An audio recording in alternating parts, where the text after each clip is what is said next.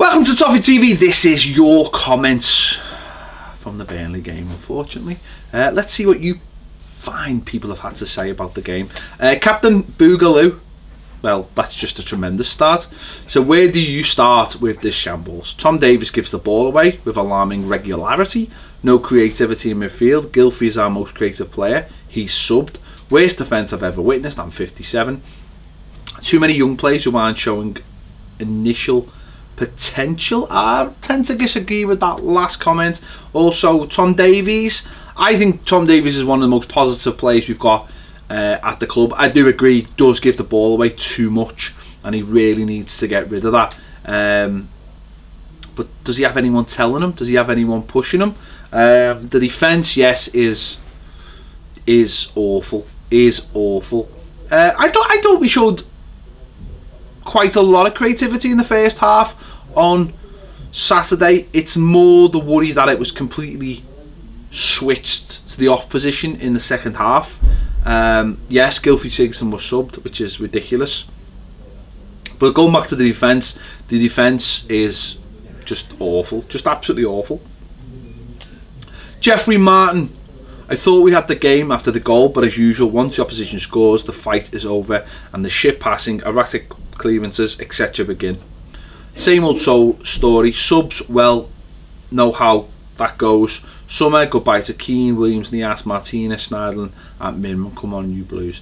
Yeah, mentality that though, isn't it? More than anything, that's mentality. Going behind and not being getting the equaliser and not being able to cope mentally with that. Not being able to cope with having to roll your sleeves up and digging in. Yeah, no fight. And one of the things you've mentioned there, which is quite evident, is when Everton do go under pressure, they do fall to bits. They can't just put the foot under the ball. They can't get control. The passing becomes erratic. They just lose concentration and focus on what they're meant to do. Whereas really, that's when they need it most. You know, if you can see the goal, that's when you've got to knuckle down and start getting the basics right, and we don't. As for, you know, summer departures, it'll be interesting to see, because if players go out, players are going to come in, and do we want another raft of changes again?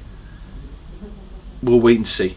Parkin91 says, this feels like the Southampton game all over again. We are right back in trouble again. You can see when they walk off the pitch there is no unity whatsoever, not helped by Allardyce's presses and disgusting attitude. City and Arsenal on the horizon, very concerned about our future again. Yeah, it did. Defensively, it did feel like the Southampton game. We were all over the place, really, really poor. And that's my biggest worry about this Allardyce era is, was he not supposed to get that right? Has he not had long enough to work on those traits? Did he come in and say, this is fine, we've solved it all in the first few games, and just left it? And yeah, we've got some very winnable games, but it's almost like the order of the games, isn't it? That block of those two home games, where you feel like we'll get nothing out of it, with away games either side, makes it feel like, you know what, it could get worse before it gets better, which is, it's no good for anybody.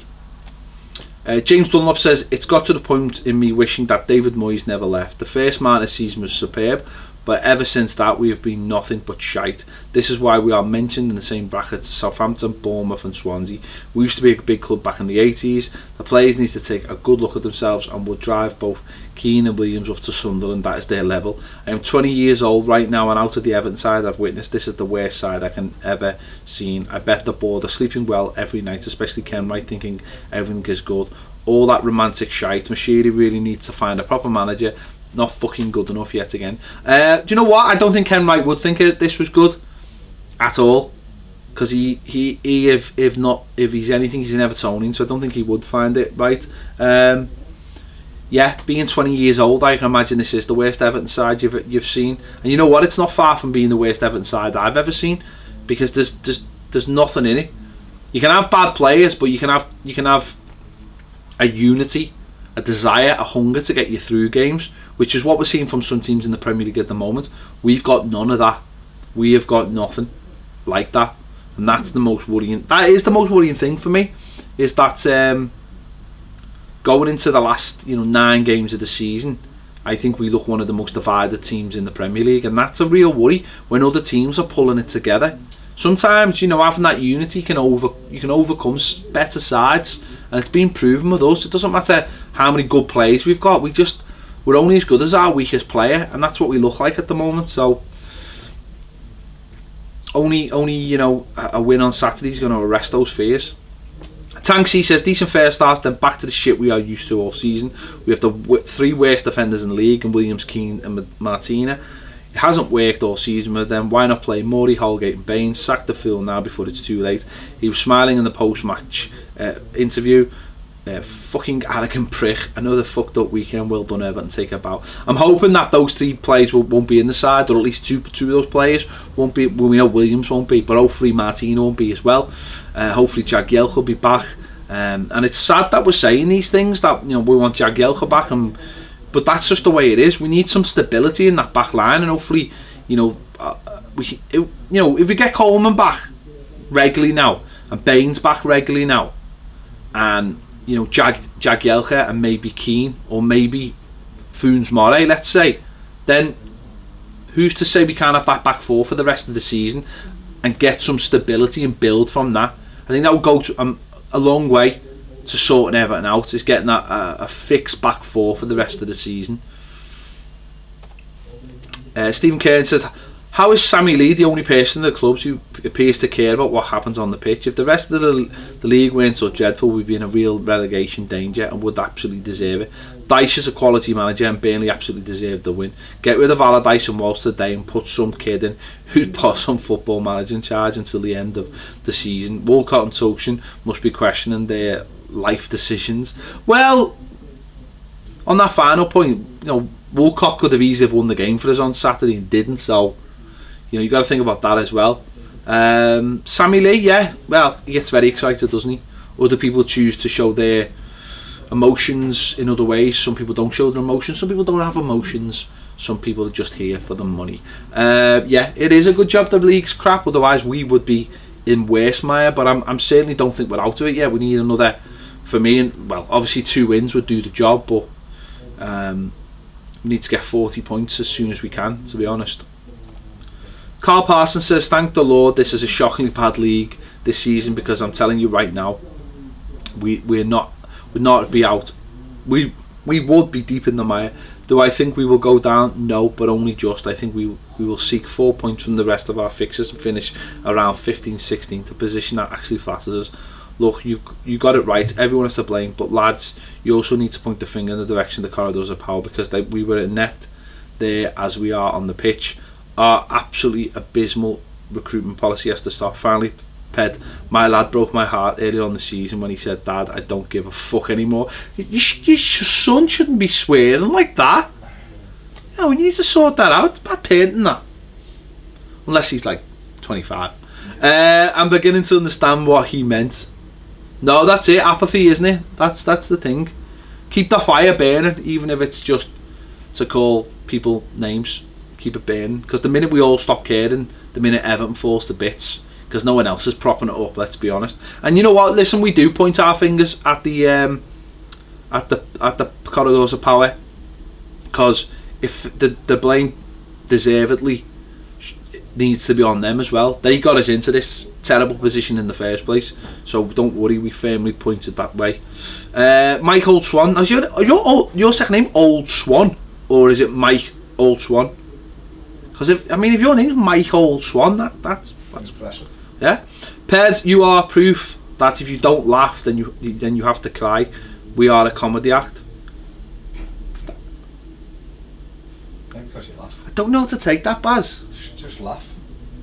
I can't. I feel like crying. The only way I can describe our game plan is organised chaos. I wouldn't go that far. My son, born in 1996, is now an adult Evertonian, and he thinks we've always been this bad. He has never known us any other way.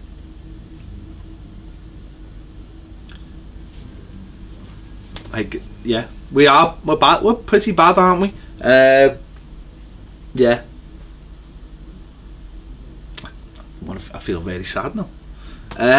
Jordan Lee Williams said, Ped, it was an embarrassment. Can't see any positives in that performance. Only Toshin, Pickford. Ashley Williams should not wear the royal blue shirt again. I agree. and shouldn't have for a long time. Then again, that goes for 90% of our squad. Not good enough from the top of the club to the bottom of it. Another shit away performance to tick off. Sam gets out of our club now. I agree. Ashley Williams, 2-1 down, last minute opportunity from a dead ball position, and what does he do? He throws an elbow to someone's head so he can have a quick getaway off the pitch.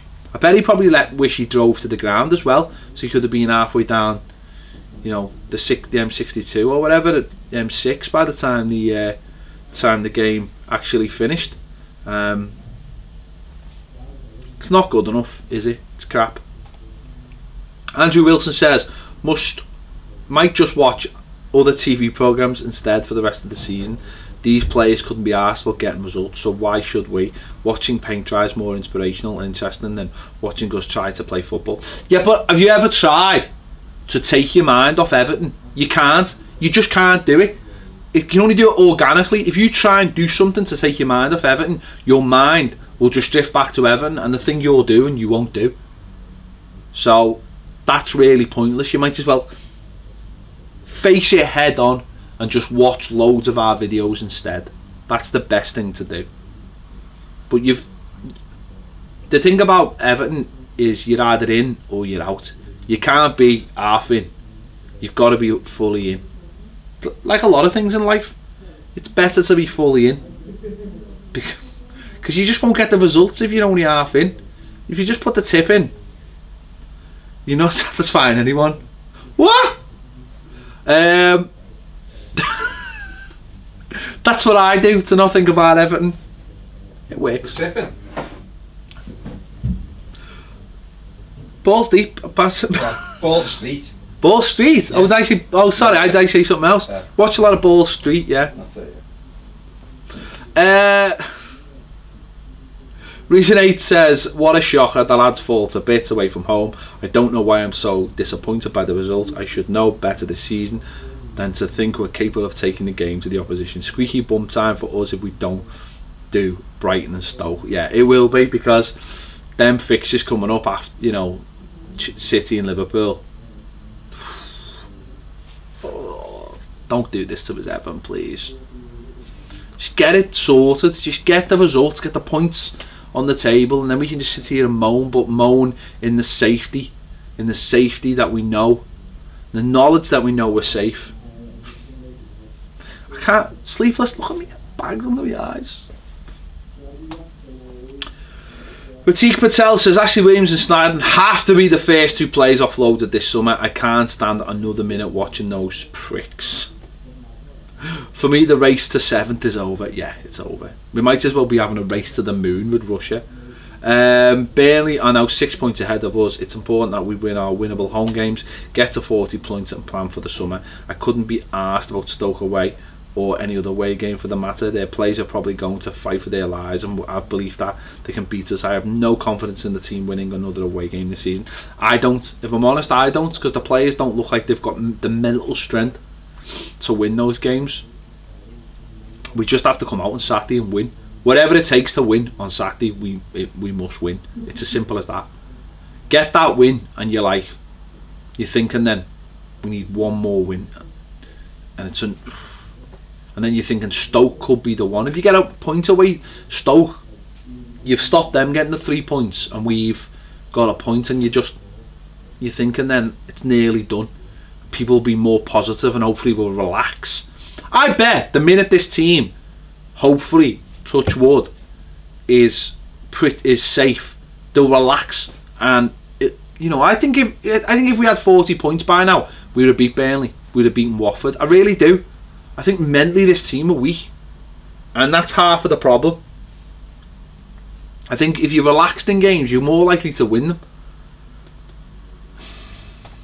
And there you go. They are your comments for this week. Thank you as ever for getting in touch with us and leaving your comments. It's appreciated massively.